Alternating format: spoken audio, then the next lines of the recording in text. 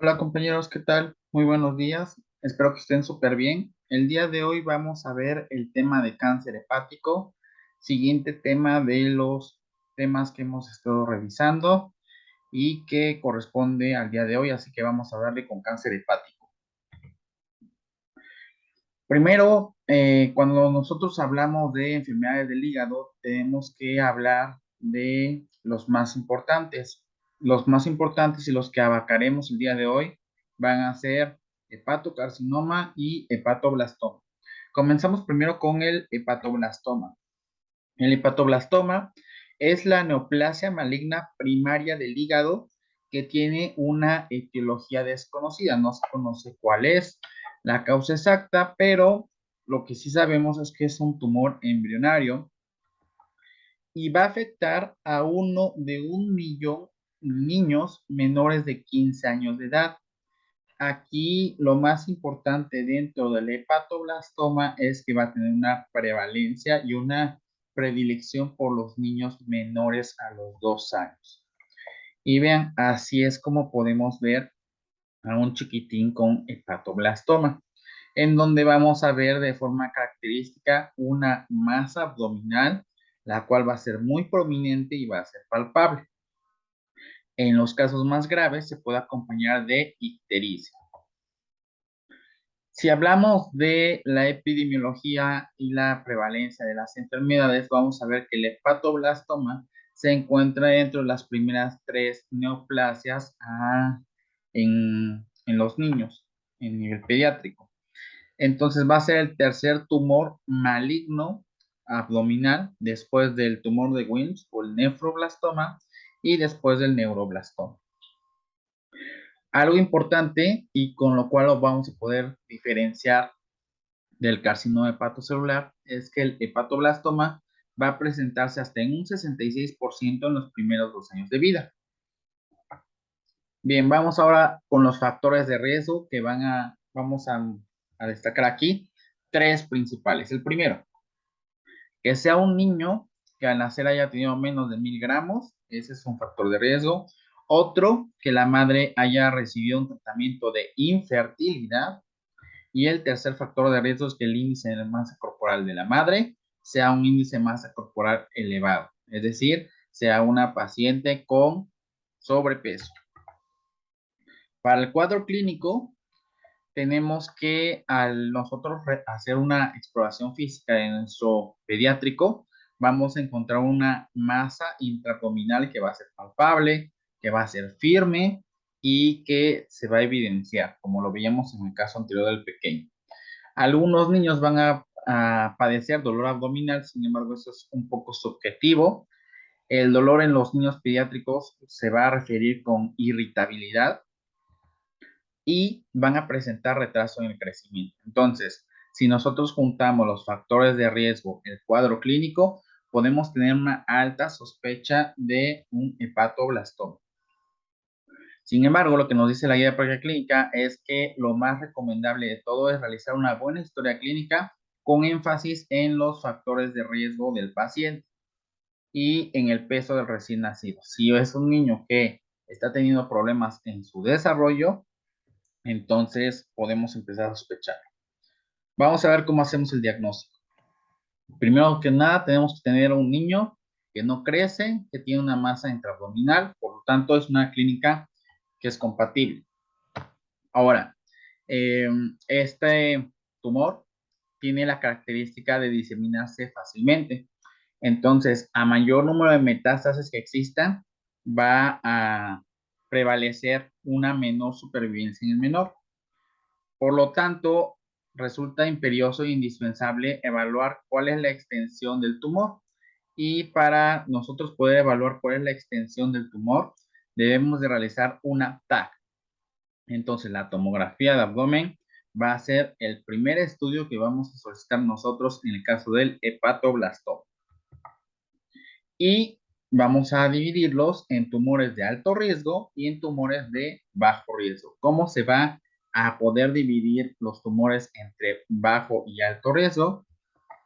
Bueno, los tumores de alto riesgo se van a caracterizar por tener en sus 4 sectores del hígado metástasis.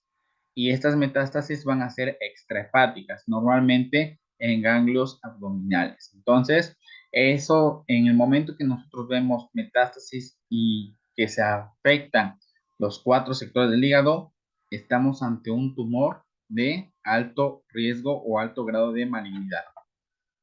Los tumores de bajo riesgo son aquellos que abarcan 3 o menos sectores y sobre todo que no tienen metástasis.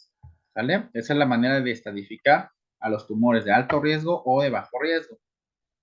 Entonces, la guía de práctica clínica nos dice como un punto de buena práctica que los pacientes que tengan un diagnóstico de hepatoblastoma y que sean clasificados como de alto riesgo deben de ser referidos de forma oportuna en un centro de alta especialización en cirugía hepática, donde lo primero que se debe ofrecer al paciente es un trasplante hepático porque va a favorecer mucho su evolución y sobre todo su supervivencia. Dentro de los laboratorios les presento esta infografía de marcadores tumorales porque nosotros para hacer y para más o menos nosotros damos una idea de qué tan afectado puede tener al paciente este hepatoblastoma, debemos de solicitar el marcador tumoral que tenemos específico para el hígado, que es la alfa-fetoproteína. Entonces, la alfa-fetoproteína va a ser un marcador que tenemos que solicitar y que lo vamos a encontrar en el caso de hepatoblastomas en niveles elevados y rondando una media de los 9.900. Además, se va a destacar dentro de los laboratorios la trombocitosis.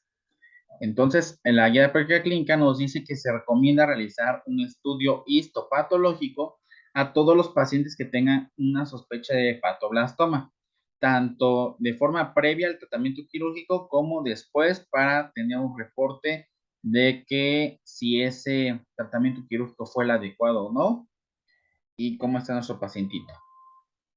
Y la guía de práctica clínica también nos señala que se recomienda realizar una cuantificación sérica de alfa-fetoproteína y de plaquetas en los pacientes que se sospeche de hepatoblastoma. Además, se recomienda evaluar la extensión del tumor mediante una tomografía. Recuerden ustedes, la tomografía nos va a ayudar a visualizar cuál es la afectación del tumor y cuál es su extensión si es que la hay. ¿De acuerdo? Bueno, ahora para estadificar qué tan afectado está nuestro paciente y cuál puede ser la actitud que vamos a desarrollar, existe una escala de estadificación de la extensión que se conoce como pretexto, ¿vale? Esta es una escala que va a ser previo al tratamiento y nosotros vamos a tener que el hepatoblastoma se puede clasificar en 4 grados. Los grados en los que se clasifica es de acuerdo a cuántos sectores del hígado está afectando. Tenemos los 4 sectores del hígado en los que se divide y el grado 1 nos va a decir que solamente va a afectar uno de esos sectores y va a dejar 3 sectores libres. En el grado 2 tenemos 2 sectores libres. En el grado 3 se van a abarcar 3 diferentes sectores y solamente se va a dejar un sector libre. Y en el grado 4, como ustedes pueden ver, pues ya no va a haber ningún sector libre, ¿sale? Va a estar ocupado todo el hígado por una o por varias neoplasias. Entonces, grado 1, 2 y 3 van a tener un manejo. El grado 1, 2 y 3 van a tener una sobrevida aproximada a los 3 años del 90% si solamente lo dejamos de forma expectante. Pero si es una neoplasia grado 4, un tumor grado 4, pues entonces aquí la sobrevida va a ser tan limitada como del 53%. Antes de nosotros intervenir de forma quirúrgica, tenemos que realizar un estudio histopatológico, como ya lo habíamos mencionado, para detectar cuál es nuestro avance antes y después de la cirugía. Bien, en cuanto al tratamiento, vamos a ver que la quimioterapia preoperatoria va a disminuir los niveles de alfa-fetoproteína y pues por eso es que este es un marcador que nos va a servir para evaluar si tiene o no tiene éxito en su manejo en cuanto a las quimios, ¿sale? Y la quimioterapia neoadyuvante, el fármaco que vamos a utilizar es el cisplatino. En todo paciente siempre vamos a recomendarle realizar un trasplante hepático. El trasplante hepático le va a favorecer mucho su calidad de vida y va a disminuir también al mismo tiempo la mortalidad de los pacientes. Entonces se recomienda iniciar el tratamiento con quimioterapia no adyuvante en aquellos pacientes que tengan un hepatoblastoma, aunque sea un riesgo estándar, ¿de acuerdo? Y en los pacientes que tienen ya un riesgo elevado, un riesgo alto, se recomienda administrar quimioterapia no adyuvante 7 ciclos de cisplatino alternándose con carboplatino y doxorubicina. Entonces, en los pacientes que tienen un riesgo bajo, solamente van a hacer 4 ciclos, y en los pacientes que tengan un riesgo elevado o un riesgo alto, van a hacer 7 ciclos de quimioterapia. ¿Vale? Esa es como que la diferencia. Y aquí, como ustedes ven en las recomendaciones finales de la guía de práctica clínica, también nos dice, se recomienda administrar como quimioterapia 4 ciclos de quimioterapia de cisplatino. Entonces, recuerden ustedes, 4 ciclos los vamos a dar cuando la enfermedad tiene un riesgo estándar, y 7 ciclos cuando la enfermedad tiene un riesgo grave. Para esto tenemos que saber cuáles son nuestros tipos de quimioterapia, y recuerden que aquí básicamente los 4 y los 7 ciclos van a ser de quimioterapia neoadyuvante. La quimioterapia neoadyuvante la vamos a administrar antes de cualquier procedimiento quirúrgico. ¿Y cuál es la finalidad? De que nos puede disminuir el tamaño del tumor y al mismo tiempo pues hacer más fácil nuestra cirugía. La quimioterapia adyuvante también suele utilizarse. Esta tiene la finalidad de destruir células microscópicas que pudieran haber quedado después de la cirugía. Vamos a hablar de otro tipo de quimioterapias también, aunque no precisamente se utilizan aquí, pero es para que se entiendan los conceptos. La quimioterapia de consolidación nos dice que es aquella quimioterapia que se administra una vez que se logra la remisión de los síntomas para que ya no se vuelvan a presentar, y la quimioterapia paliativa es aquella quimioterapia que se utiliza para reducir los síntomas del paciente sin esperar que el cáncer se reduzca, ¿sale? Esos son como que los 4 más importantes. Sí les recomiendo que se lo aprendan porque pueden ser preguntas de examen, y sobre todo saber que la quimioterapia neoadyuvante es la que va a ser utilizada en el caso de un hepatoblastoma, y que naturalmente van a ser 4 y 7 ciclos, como lo habíamos comentado. Bien, en cuanto a la sobrevida, si se dan cuenta, un paciente que tiene cirugía convencional y que no tiene trasplante va a tener una sobrevida aproximada del 30%, mientras que aquellas que son trasplantadas pueden llegar a una sobrevida hasta del 82%. El riesgo estándar es del 90% de los pacientes se pueden exponer a un riesgo elevado si es que no se realiza una cirugía, y de esos pacientes que se dejan en tratamiento expectante a los 3 años, el riesgo puede estar por arriba del 78%.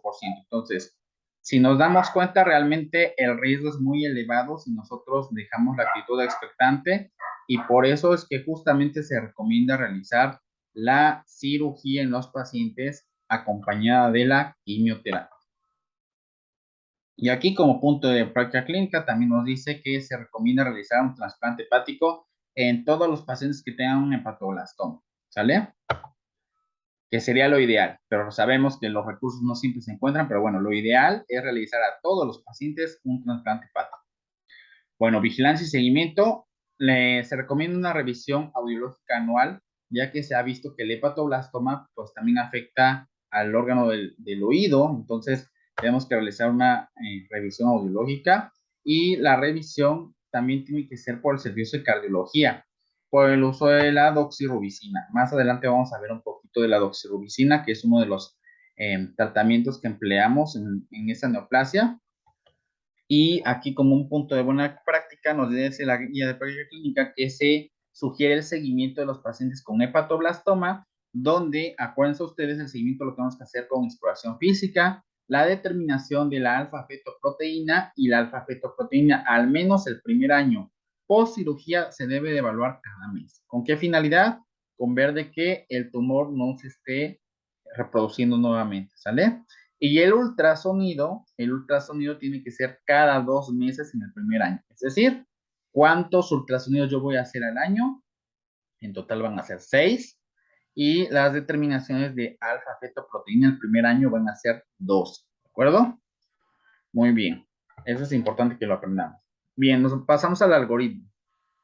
El algoritmo de nuestra guía clínica nos dice que los pacientes que presenten una masa abdominal que normalmente no nos va a dar síntomas, junto con retraso del crecimiento y dolor abdominal como principal signo, tenemos que eh, sospechar hepatoblastoma si es que el pacientito tiene los factores de riesgo ya antes mencionados, que recuerden ustedes el peso bajo, el índice de masa corporal elevado en la madre, o que la madre haya sido sometida a tratamientos de infertilidad. Si es que sí se sospecha, pues bueno, tenemos que realizar una tomografía de abdomen, y si la tomografía nos detecta un tumor hepático, entonces tenemos que realizar un estudio de laboratorio, y el primer estudio que voy a realizar naturalmente va a ser la alfa-fetoproteína, porque la alfa-fetoproteína, como ya habíamos dicho, se va a encontrar muy elevada en el caso que la afección verdaderamente sea en un hepatoblastoma. Entonces realizo mi estudio de laboratorio, mi alfa-fetoproteína, realizo también una biometría hemática, realizo mi tomografía de abdomen, y si ya tengo todo positivo para hepatoblastoma, pues entonces hay que realizar biopsia para estudiar este tejido y para tener un parámetro de cómo está antes de someterse a la cirugía. ¿De acuerdo? Bueno, y dependiendo qué riesgo tenga el paciente, recuerden ustedes la clasificación que ya hemos comentado.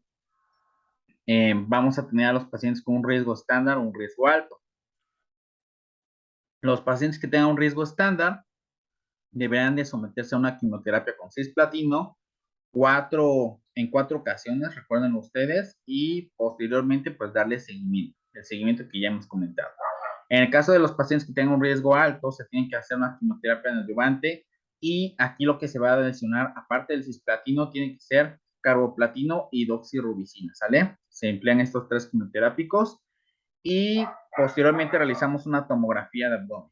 Si vemos que el tumor es resecable, entonces realizamos una resección hepática convencional, y si el tumor no fuera resecable, es decir, si yo no puedo quitar ese tumor, pues entonces estoy obligado a realizar un trasplante hepático, ¿de acuerdo? Y posteriormente vamos al seguimiento.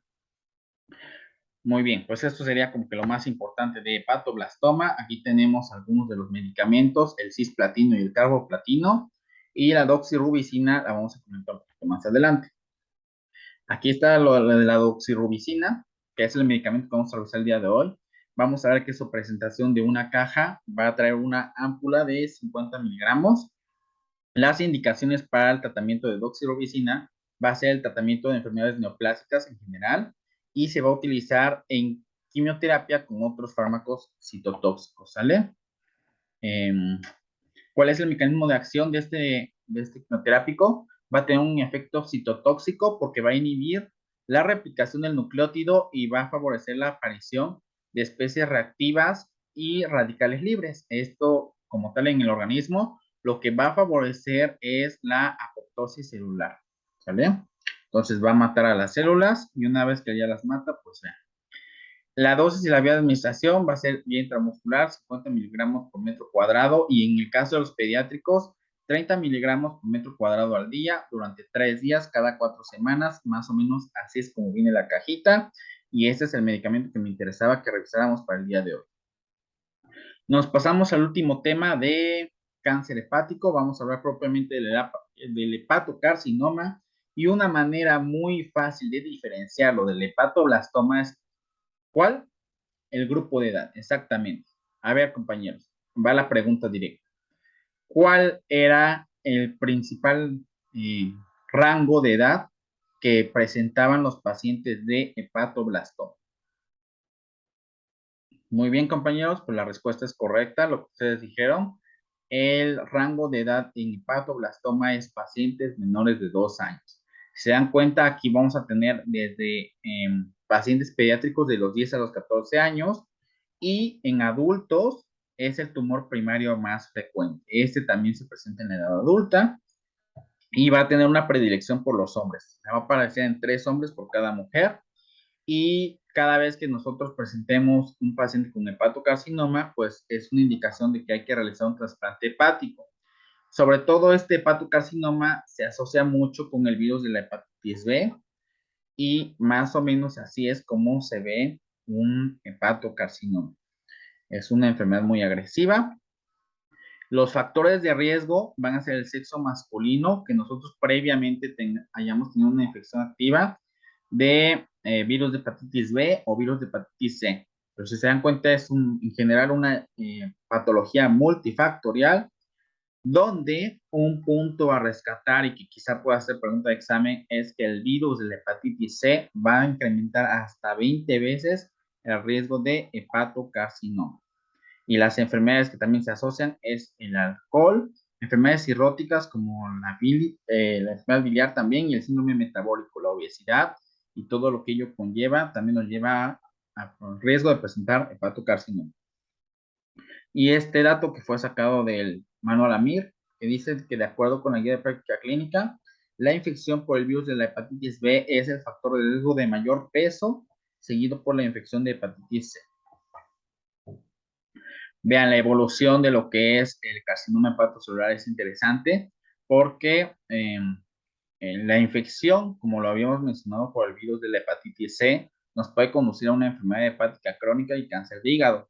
Esto comienza con el desarrollo fibroso y cicatrizal del hígado, que con el tiempo va a progresar y progresa hasta que se restringe el flujo sanguíneo y ocurre una falla hepática. Esta falla hepática, después de años, y si se asocia con virus de hepatitis C, nos puede provocar un carcinoma hepatocelular con cirrosis. ¿Cuál es el cuadro clínico? El cuadro clínico principal va a ser, pues, que se va a manifestar sobre todo en el cuadrante superior derecho de los pacientes. Los pacientes en el momento del diagnóstico normalmente van a poseer metástasis. ¿Por qué? Porque pues es el diagnóstico lamentablemente en la gran mayoría de los pacientes es tardío y principalmente los sitios de metástasis va a ser en los ganglios mediastínicos y abdominales. En cuanto al cuadro clínico, pues el paciente se va a presentar con datos de irritación peritoneal, dolor abdominal difuso y pues también se puede presentar un crecimiento abdominal. La incidencia, sin embargo, de esta patología ha disminuido gracias a la vacunación, porque desde el momento que nosotros estamos aplicando la vacuna de la hepatitis B a nuestros menores, pues se ha reducido también la incidencia de carcinoma hepatocelular.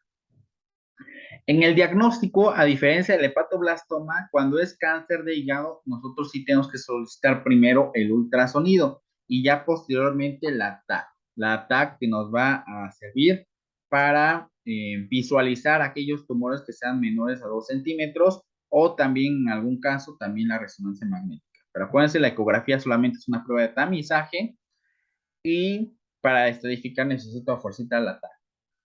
La guía de práctica clínica también nos dice que se recomienda realizar una resonancia magnética con contraste en aquellos pacientes de carcinoma hepatocelular que sean alérgicos al medio de contraste. Entonces, tengo mi cuadro clínico, tengo mi paciente con factores de riesgo, sospecho que es un carcinoma hepatocelular. Primero le voy a solicitar un ultrasonido y después le voy a solicitar TAC. Si el paciente es alérgico al medio de contraste, le voy a dar resonancia magnética. ¿De acuerdo? Muy bien. El tratamiento, en el caso del carcinoma hepatocelular, que es resistente a quimioterapia, pues el tratamiento y el pronóstico va a ser pobre. La tasa de curación va a rondar el 15% y lamentablemente en esta patología va a ser una enfermedad que va a avanzar rápidamente, por lo que el pronóstico es malo si la detección es tardía. Principalmente hay que tratar con quimioterapia, ¿de acuerdo? Y la resección quirúrgica, preferentemente con bordes negativos. Entonces, para la vigilancia, ya después que realizamos la cirugía de elección, tenemos que realizar un ultrasonido y se deben de valorar los niveles de alfa-fetoproteína para estar en constante vigilancia de la evolución del paciente. La guía de práctica clínica nos da un punto de buena práctica que nos dice que se sugiere realizar una vigilancia con ultrasonido con una frecuencia entre 6 a 12 meses en pacientes adultos con enfermedad hepática, como en aquellos pacientes con cirrosis, con hepatitis, en aquellos que presentan el diagnóstico de esteatohepatitis no alcohólica y enfermedad hepática. Entonces, en todos los pacientes, absolutamente todos los que se tengan una patología hepática, se debe de realizar un seguimiento con ultrasonido para evitar complicaciones. Y bueno, en cuanto al seguimiento, lo que nos pueden preguntar, pues es cómo tú vas a hacer el seguimiento. Aquí les recomiendo que se aprendan principalmente el seguimiento del primer año, que tiene que ser consulta mensual, acuérdense, mensualmente vamos a determinar la alfa-fetoproteína y cada 2 meses voy a realizar yo ultrasonido. Muy bien, doctores, pues eso sería todo por el tema del día de hoy de hepatocarcinoma y también el hepatoblastoma, ¿de acuerdo? Síganme en mis redes sociales, nos encuentran en Telegram publicando quizzes diarios, nos encontramos como quizzes Dr. Lezama, en el Instagram también diariamente estoy subiendo preguntas, me encuentran en Instagram como Doc Lezama y en Twitter, que ya estoy subiendo algunos datos también, en mi cuenta personal de Twitter me encuentro como Edles. Ustedes ahí en la pantalla pueden escanear el código de barras si desean unirse a mi grupo de WhatsApp, el cual es exclusivo, el cual es para las personas que deseen prepararse para ENARM 2023 y en el cual diariamente les estoy compartiendo las guías de práctica clínica que de acuerdo a su calendario nos pueden facilitar el estudio y las cuales son de importancia absoluta leerlas, ¿sale? Entonces, escaneen el código QR, únanse a los grupos, únanse a mis redes sociales y por ahí estamos en constante comunicación. Muy bien, doctores, pues su servidor, el doctor Lezama, les agradece su estancia y cualquier dudilla, ya saben, pueden ponerla en los comentarios. Espero verlos pronto. Nos vemos y mucho éxito en su estudio, doctores.